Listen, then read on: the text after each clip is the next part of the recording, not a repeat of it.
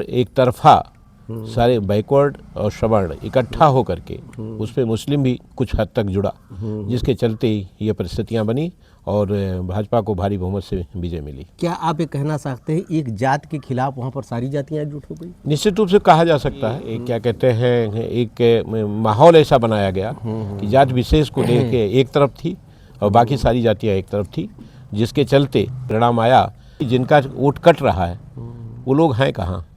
Supreme court के CGI साहब ने यही पूछा कि आप लोग आकर के कहते हो वोट कट गया, लेकिन वोट जिनका कटा है उनकी कोई एक फहरिस्त, उनकी कोई क्या कहते हैं एप्लीकेशन आज तक हमारे समक्ष नहीं। नेताओं के अंदर एक चीज़ ये है कि जब बिना चुनाव जीते ही अगर आप उच्छृंखलता कर रहे हैं और सस्तापन दिखा रहे हैं तो चुनाव के बाद क्या परिस्थितियाँ। नमस्कार, आप देख रहे हैं अयोध्या दर्पण। बिहार चुनाव खत्म हो गया, लेकिन बिहार चुनाव का जो भूकंप है उसका असर अब उत्तर प्रदेश में दिखाई देने लगा। बिहार में विपक्ष पूरी तरह परास्त हुआ, जबकि विपक्ष सबसे मजबूत माना जाता था। और प्रदेश में तो यहाँ तो स्थितियाँ थोड़ा कॉम्प्लिकेटेड थी, लेकिन वहाँ मामला बहुत एकदम नीट एंड क्लीन दिखाई पड़ रहा था। विपक्ष की स्थिति वहाँ पे बहुत अच्छी है, लेकिन उसके बावजूद विपक्ष हार गया। उसके बाद अब राजनीतिज्ञों को अब नई रणनीति बनानी पड़ रही। जितने दल हैं, जहाँ पर यहाँ पर प्रदेश में सपा को अपने पीडीए पर फिर पुनर्विचार, हालांकि पीडीए चल रहा है लेकिन उसमें भी थोड़ा वो अब उनको लग रहा है कुछ बदलाव की ज़रूरत है।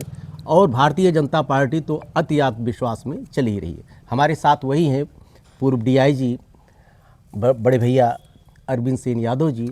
अगर अयोध्या की सियासत की बात की जाए तो स्वर्गीय बाबू मित्रसेन यादव का नाम अगर न लिया जाए तो राजनीति ही अधूरी रह जाती है। उनके बड़े सुपुत्र डीआईजी और आज राजनीतिक विश्लेषक की भूमिका से। भैया कैसे हैं आप? मैं बिल्कुल ठीक हूँ जी।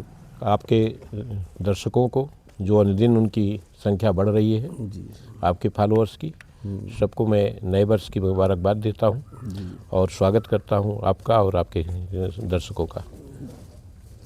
क्या कहेंगे, तो सब उलटफेर हो गया वहाँ के। देखो बिहार की जो स्थिति है, कहीं न कहीं उसकी झंझनाहट अभी भी उभर नहीं पा रहा विपक्ष। निश्चित रूप से बिहार में जो लोगों के को आशा थी, जो लोगों को उम्मीद थी, राजनेताओं की जो वो थी, क्या कहते हैं, विपक्ष की जो आशा थी, वो पूरी तरह से डैमेज हो गई। लेकिन उसके पीछे कारण बहुत हैं, ढेर सारे कारक हैं।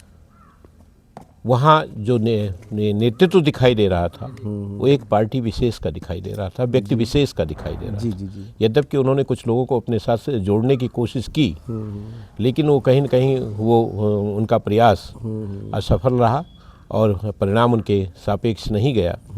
दूसरा ये था कि वहाँ जातीय जो समीकरण था, जो राजनीतिक समीकरण था, जो जिसके तले आज की तारीख में वोटिंग का पैटर्न बन गया है, वो उनके साथ नहीं रहा और एक तरफा सारे बैकवर्ड और सवर्ण इकट्ठा होकर के उस पर मुस्लिम भी कुछ हद तक जुड़ा, जिसके चलते ये परिस्थितियां बनी और भाजपा को भारी बहुमत से विजय मिली। क्या आप ये कहना चाहते हैं एक जात के खिलाफ वहाँ पर सारी जातियाँ एकजुट हो गई? निश्चित रूप से कहा जा सकता है कि क्या कहते हैं, एक माहौल ऐसा बनाया गया कि जात विशेष को लेके एक तरफ थी और बाकी सारी जातियाँ एक तरफ थी, जिसके चलते ये परिणाम आया। लेकिन उसके अलावा भी ढेर सारे कारक थे। एक तो 10,000 रुपये सबके खाते में जाना उस समय, वो भी एक कारण, बहुत बड़ा कारण बना। लेकिन जनता आज की तारीख में तात्कालिक लाभ के चलते निर्णय लेती है। वो पुरानी चीज़ों पे, वादों पे जा करके अपने को निर्भर नहीं पा रही है। अच्छा, वहाँ की 65% आज भी जनता ऐसी है भी, निश्चित रूप से कुछ 5-6 हज़ार में गुजर करने। हाँ, अभी बिहार की स्थिति, हाँ, बिहार की स्थिति हैंड टू माउथ है और वहाँ काफ़ी गरीबी है, जिसके चलते अगर कोई उनको ओबलाइज करता है तो उसके सापेक्ष वो अपने को प्रस्तुत कर देते हैं। एक ईवीएम और एसआईआर का भी लोग विपक्ष आरोप लगा रहे हैं कि ये चुनाव के चलते एसआईआर लाया गया, एक सत्ता पक्ष की रणनीति थी। एसआईआर एक ऐसी प्रक्रिया है जो क्या कहते हैं, जिसको हम मतदाता सूची को स्वच्छीकरण के रूप में ले सकते हैं। लेकिन अगर उसका प्रयोग दूसरे रूप में किया जा रहा है, मतदाताओं को काटने के लिए किया जा रहा है, तो निश्चित रूप से वो गलत है। जो कि मैंने भी इस पे काफ़ी दिनों से एक मंथन किया है, तो मैंने पाया कि जिनका वोट कट रहा है वो लोग हैं कहाँ। सुप्रीम कोर्ट के सीजीआई साहब ने यही पूछा कि आप लोग आकर के कहते हो कि वोट कट गया, लेकिन वोट जिनका कटा है उनकी कोई एक फहरिस्त, उनकी कोई क्या कहते हैं एप्लीकेशन आज तक हमारे समक्ष नहीं प्रस्तुत हुई है, ना कहीं प्रस्तुत हुई किसी न्यायालय में। ऐसी दशा में जिनका वोट कट रहा है, जब तक क्या कहते हैं पीड़ित व्यक्ति माननीय न्यायालय के सामने नहीं जाता है तब तक उसको न्याय नहीं मिलेगा। तो लिहाजा अगर ऐसा कुछ हुआ है तो विपक्ष को चाहिए कि इसको संजो कर करके और न्यायालय के माध्यम से इसको अपनी प्रस्तुत करें और उस पर निश्चित रूप से उनको न्याय मिलेगा। ईवीएम का भी असर लोग बता रहे हैं, ईवीएम से कितना आप क्या मानते हैं आप? ईवीएम निश्चित रूप से टेक्निकल जो स्थितियाँ वो है, सिस्टम है, उसमें उसका लाभ तो सत्ता पक्ष लेता ही है। जी नहीं, एकदम घोर जातिवाद यहाँ पर चलता है आपके बिहार में। इस तरह से एक जात के खिलाफ सभी जातियों को हो जाना समझ से परे है थोड़ा। क्या कारण है, जबकि सामाजिक न्याय की लड़ाई लालू का परिवार में कहने में कोई नहीं, उन्होंने सामाजिक न्याय की लड़ाई जो पिछड़ों वंचितों की आवाज़ बने, लालू प्रसाद यादव बने और उसी को आगे बढ़ाया इन्होंने, उनके सुपुत्र जी ने, उनका नाम नहीं याद आ रहा, क्या नाम, तेजस्वी जी ने। उसके बावजूद रिजल्ट परिणाम एकदम उसके इतर रहा है। देखिए, तात्कालिक मैंने कहा ना, जनता जो वोट करती है वो तात्कालिक प्रभाव के तले करती है।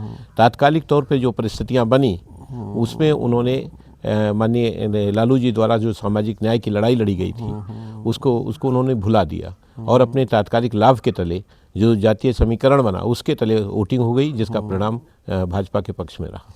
कुछ फुहड़करपन को भी वहाँ पे बताया जा रहा है, जैसे कुछ ऐसे गीत वहाँ पे चल गए और कुछ लास्ट मोमेंट में कुछ इस तरह से इन लोगों ने भब्बड़पन किया, गाली गलौज, कई चीज़ें उसके लिए उत्तरदायी। आरजेडी कार्यकर्ताओं की उग्रता भी, इसको कितना आप जिम्मेदार मानते हैं? निश्चित रूप से ये तो आप इसका समाज में एक मैसेज जाता है। जी जी जी। चुनाव के दौरान जो गतिविधियां कार्यकर्ताओं द्वारा की जाती हैं उनका मैसेज मतदाता पे जाता है। तो लिहाजा उसके चलते जो उच्छृंखलताएँ हुई हैं, जो वहाँ जोर ज़बरदस्ती की बातें हुई हैं और शालीनता से अगर इसी चीज़ को प्रस्तुत किया गया होता और कायदे से प्रस्तुत किया गया होता तो निश्चित रूप से उसका परिणाम दूसरा होता। लेकिन मतदाताओं के अंदर एक चीज़ यह है कि जब बिना चुनाव जीते ही अगर आप उच्छृंखलता कर रहे हैं और सस्तापन दिखा रहे हैं तो चुनाव के बाद क्या परिस्थितियाँ होंगी ये प्रभावित करता है। ये भाव कहीं ना कहीं मतदाताओं के मन में गया है। जी जी।